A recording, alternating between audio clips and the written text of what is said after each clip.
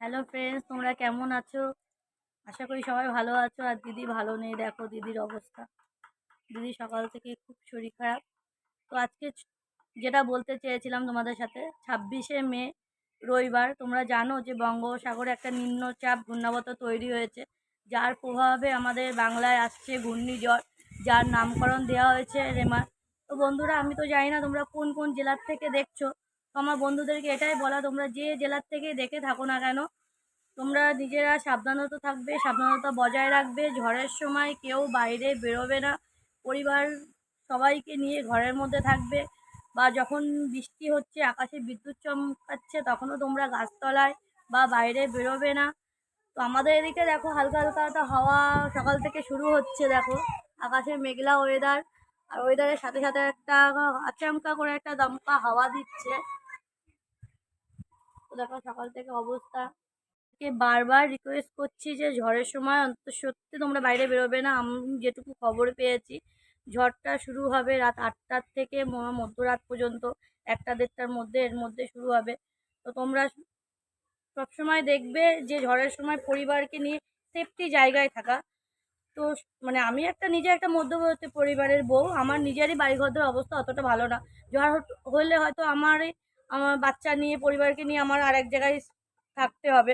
তো এরকম অনেক মানুষ আছে যাদেরও অবস্থা সেরকম ভালো না, বা বাড়িঘর ভালো না, তাদের ক্ষেত্রে বলছি, তোমরা কাছাকাছি বা পাশাপাশি কোথাও দেখছো যে থাকার ব্যবস্থা আছে বা কারোর বাড়িঘর ভালো আছে, সেখানে গিয়ে নিরাপত্তা আশ্রয় নেবে, পরিবারের সাথে থাকবে, কখনো দূরে যাবে না। ঝড়ের সময়, বর্ষার সময় পরিবার শুধু একসঙ্গে কাছাকাছি থাকবে।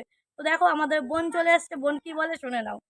তো এই যে আমাদের বোন, যে বোন আর আমি সবসময় শুটিং করি, তোমাদেরকে আনন্দ দেওয়ার চেষ্টা করি। আজকে আনন্দের মধ্যে নিজেরই আনন্দ বেরিয়ে গেছে, দেখো। তো বোন কি বলছে শুনে নাও তোমরা। তো আজকে 26শে মে রবিবার, তোমরা জানো, সকলেই জানতে পেরেছো এর মধ্যে যে আজকে ঝড় আসার সম্ভাবনা রয়েছে, যে ঝড়টার নাম দিয়েছে রেমাল।